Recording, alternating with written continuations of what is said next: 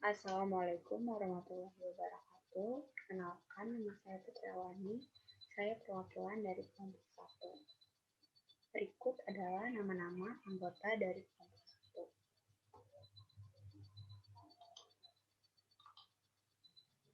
1. Pada tutorial SPSS kali ini, kelompok kami akan menguji hubungan atau analisis korelasi antar dua variabel. Analisis ini digunakan untuk mencari tahu kekuatan hubungan dan arah hubungan antar dua variabel. Untuk dapat melakukan analisis korelasi dalam SPSS, kami menggunakan analisis parametrik, yaitu Pearson correlation.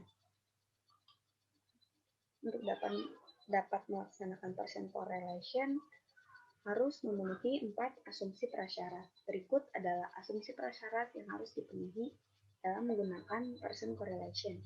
Asumsi yang pertama adalah terdiri dari dua variabel berjenis kontinu. Data dari kedua variabel harus memiliki skala interval atau rasio. Tidak ada nilai outlier.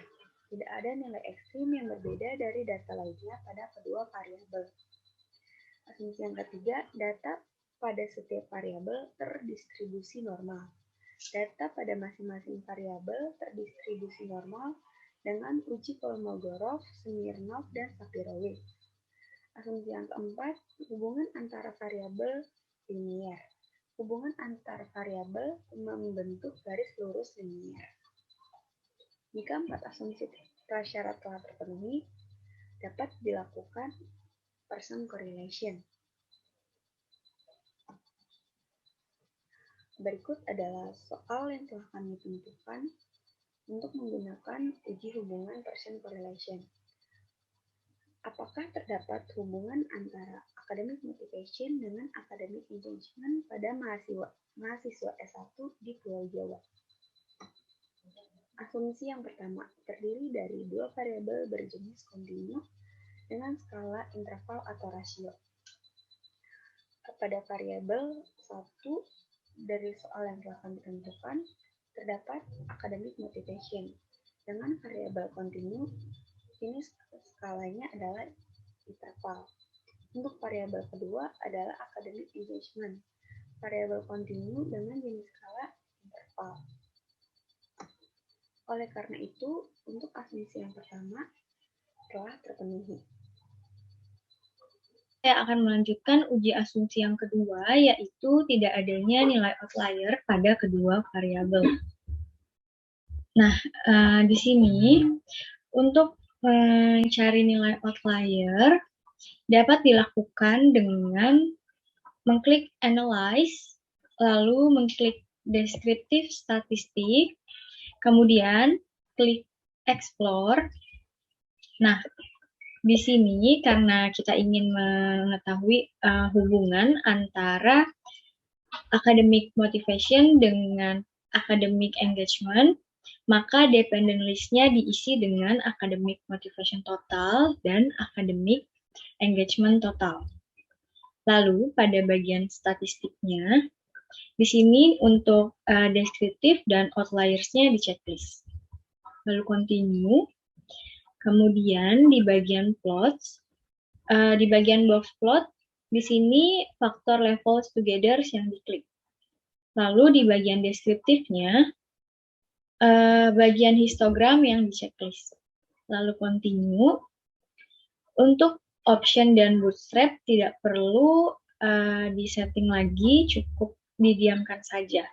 Lalu klik OK. Lalu akan muncul output-nya, ditunggu sebentar.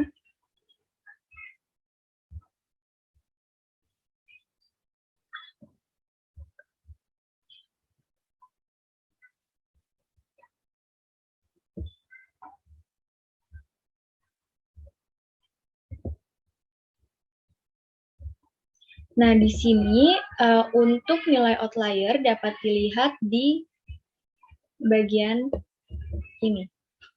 Di sini untuk variabel academic motivation tidak terdapat nilai outlier. Kemudian untuk variabel academic engagement juga tidak terdapat nilai outlier. Nah, karena pada kedua variabel tidak terdapat nilai outlier, maka dapat disimpulkan bahwa asumsi kedua ini terpenuhi, sehingga dapat dilanjutkan ke uji asumsi berikutnya. Selanjutnya kita akan melaksanakan uji asumsi yang ketiga, yaitu data pada kedua kelompok terdistribusi normal. Di sini saya sudah menyiapkan data dari kedua kelompok. Nah, untuk menguji distribusi normal dari data yang hendak kita diuji, pertama-tama kita klik Analyze, Descriptive Statistics, lalu Explore. Di sini masukkan kelompok yang hendak kita uji, yaitu Academic Motivation dan Academic Engagement. Yang kita klik itu ialah total skornya. Di sini masukkan academic motivation.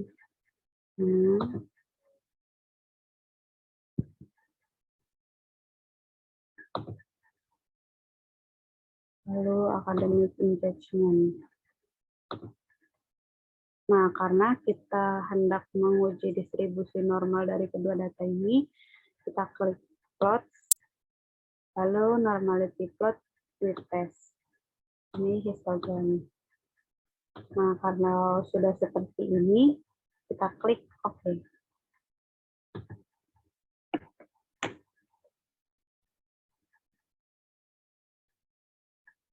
Nah, pada lembar output, di sini kita akan mencari kolom test of normality. Ya, ini. Nah, berdasarkan hasil uji distribusi normal, menunjukkan bahwa variabel academic motivation menunjukkan signifikansi 0,369, yang artinya p-value lebih besar dari 0,05. Nah, di sini berarti H0 diterima dan HA ditolak. Berarti data terdistribusi normal.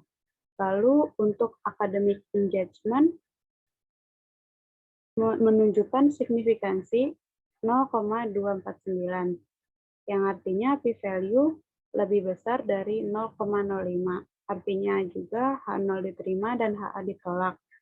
Dan data tersebut juga terdistribusi normal.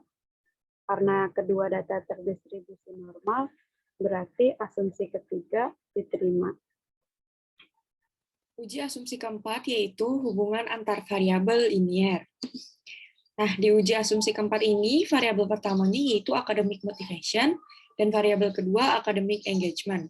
Nah, linearitas antar dua variabel ini bisa dilihat dari scatter plot atau uji curve estimation.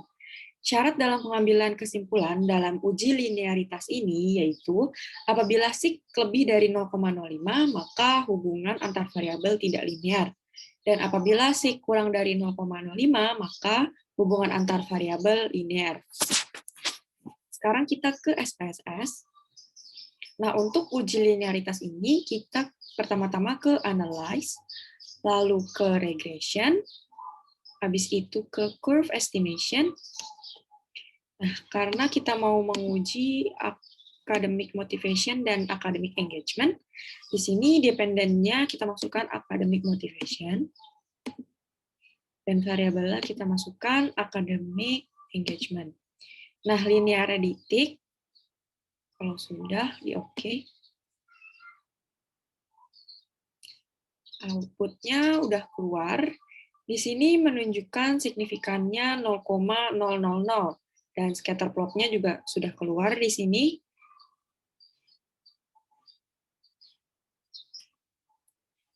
Nah, uji asumsi keempat ini hasilnya antara variabel academic motivation dan academic engagement menunjukkan bahwa p-value-nya signifikansinya 0,000, yaitu kurang dari 0,05. Artinya HO ditolak dan HA diterima.